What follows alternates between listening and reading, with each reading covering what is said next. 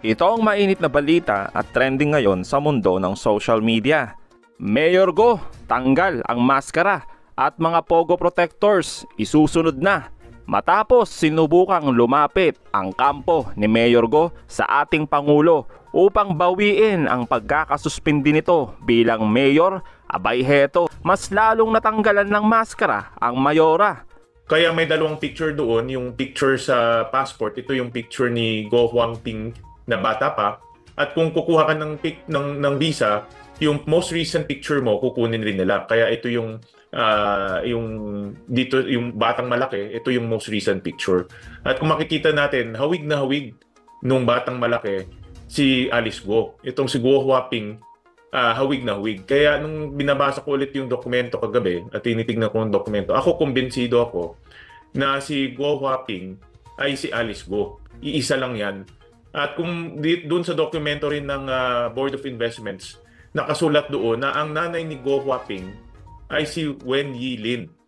Ito yung babae na kasama sa maraming dokumento ni Alice Go sa kanilang mga korporasyon. Kaya hindi niya maikwento yung kanyang childhood, yung kanyang kabataan dahil hindi siya lumaki dito. Kaya walang records ng kanyang birth kung saan siya ipinanganak dahil hindi siya ipinanganak dito.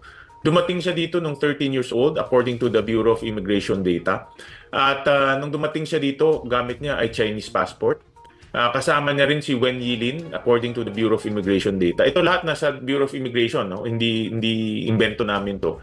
Magkasama sila sa eroplano, pareho pa nga yung Bureau of Immigration officer na nagtatak ng kanilang passport, nakita rin namin sa records. At nung dumating sila dito, nag-apply sila sa Board of Investments ng Special Investors Resident Visa. Kaya pasok-labas sila dito. In fact, from the time ng 2008 to 2011, si Alice Go at si Go Huaping, gamit niya dalawang passport, pasok-labas. Ginagamit niya minsan yung Chinese passport niya, ginagamit niya minsan yung Filipino passport niya. Until after 2011 lang niya ginamit yung kanyang Filipino passport pag lumalabas na siya. Ginagamit yung late registration natin para kumuha ng Philippine passport. So, ito ay isang ebidensya na nagamit at nagsinungaling sa late registration natin para makakuha ng fake passport at eventually tumakbo. Ang late registration, naabuso. At dahil sa pag-aabuso dito, ang lala nung pangyayari na nangyari. No? Yun na nga, nakabili ng lupa, nakatakbo ng office, nagtayo ng negosyo dahil may mga negosyo na limitado lang para sa mga Pilipino.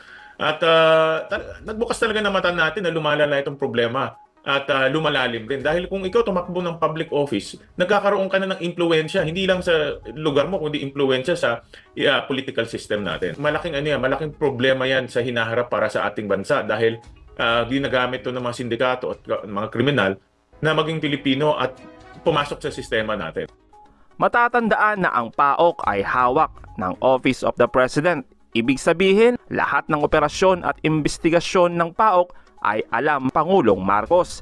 Kaya yung pakiusap ni Mayor Go na muli siyang pabalikin o ibalik bilang mayor ay malabo na dahil niluluto na ng PAOK at sa utos ng Pangulo ang patong-patong na kaso laban kay Alice Go. Narito naman ang matinding sagot ng PAOK kung bakit kailangang pigilan, kasuhan at hanggat maaari walang piyansa para dito kay Alice Go. But ang pinaka-basis namin ay yung kanyang involvement doon sa tatlong entities, tatlong juridical entities dito sa Bamban. Una, yung kanyang pagiging majority owner ng Baofu Land Development Corporation. Una po yun. Pangalawa ay yung kanyang pagiging authorized representative noong Hongsheng Gaming Technology. At ang pangatlo ay yung kanyang pagpayag na magamit yung Baofu Land nung tinatawag na Sunyuan Technology. No? So itong tatlong mga korporasyon na ito ay mayroong mga kriminal na mga liabilities. At sa aming appreciation ng mga ebidensyang nakuha namin, inilatag sa amin ng aming mga kasamahang mga abogado, ay nakita namin na may direktang partisipasyon pa rin si Mayor Alice Guo doon sa nangyaring mga human trafficking situation sa loob niyang Baofu Land Development under Hongsheng and Sunyuan Technology. On the basis of the evidence ay binilatag sa amin ng aming mga abogado, we will file a hopefully Hopefully, the panel of prosecutors will see as such as well. No, kakasuhan po namin siya ng non-bailable na kaso ngayong Friday. The mere facilitation. Kung ikaw ay may kung kahit hindi direkta ang iyong partisipasyon, pero yung iyong mga gawain ay nakatulong upang magawa yung krimen, you are also criminally liable for the crime of human trafficking.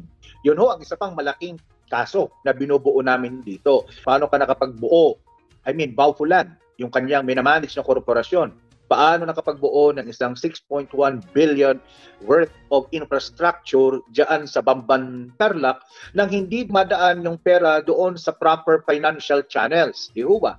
So, nakita po ito ng ating Financial Investigation Unit, yung AMLAC, at maraming mga questionable transaksyon na kinakailangan nilang ipaliwanag. At mapapaliwanag yon sa isang criminal at saka civil forfeiture proceedings in relation to money laundering.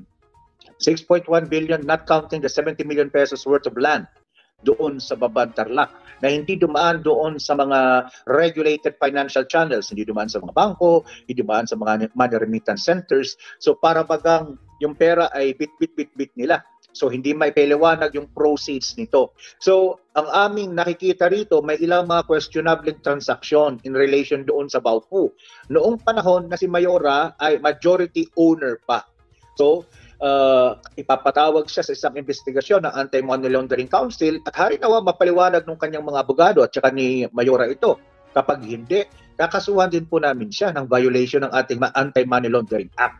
Dahil sa pagpasok ng ganong kalaking pera, no, together with her partners, unfortunately for her, one of her partner is now missing. Nakita, alam namin kung nasaan pero hindi pa mailutang. Yung dalawa niyang partner nakakulong na sa Singapore. No? So it's only the mayor who is scot-free and hopefully that doesn't remain for long sapagkat papanagutin din namin sa kasalanan ng money laundering. Questionable transactions of bringing in X amount of cash that were used to purchase materials that basically yung naging buildings, yung naging structures na, no? So para bagang binibitbit lamang yung daan-daang milyon at any given time, ilang X number of times, may daan-daang milyong worth of hard cash, hard currency, na ipinambibili, no? So bigla na lang sumulpot itong mga perang ito nang hindi naman malaman, hindi maipaliwanag kung saan nang galing ito. So, kaya lang, ang naging problema nga nito initially ay hindi po ito nag-generate ng suspicious transaction report. Paano nga naman mag-generate ng suspicious transaction report? Hindi nga naman dumaan sa bangko, hindi dumaan sa casinos, hindi dumaan sa mga money remittance centers. It didn't pass through any of the regulated financial institutions. No? So bigla na lang, naipatayo yung Baofu Land Development at 6.1 billion pesos worth nang hindi dumaan sa any of our regulated financial institutions. So parang binitbit lang yung pera. So questionable yung sources ng pera, no? So kinakailangan nilang ipaliwanag na yung perang yon ay hindi nanggaling sa illegitimate sources. In fact, refer na po namin yung mga dokumentong nakita namin doon po sa Bureau of Internal Revenue. So they're also conducting their own series of investigation ay nakasentro sa apat. Una, investigasyon doon sa Hongsheng, doon sa Sunyuan, investigasyon doon sa Baupulan, at syempre investigasyon doon na mismo kay Mayora. So, we defer to that. Binibigay na po namin yan doon sa kanila. Sila na po ang hala doon sa pag-file ng tax evasion charges doon kay Mayora kapag may nakita silang sapat na ebidensya. Yes, yes. Or any interested party, say a voter of Bamban or a voter of Tarlac for that matter. No? So anybody from Bamban can initiate a co-warrant of proceedings against the good mayor. No? Nakita na nga po namin, may mga initial kami na, in fact, nilabas na sa media kanina, naunahan pa kami. Mabilis talaga kayong mga taga-media. So, kagabi, hinuhugot pa lang namin yung mga dokumento galing sa Board of Investments at saka sa Immigration Bureau para questionin yung nationality ni Mayor Guo.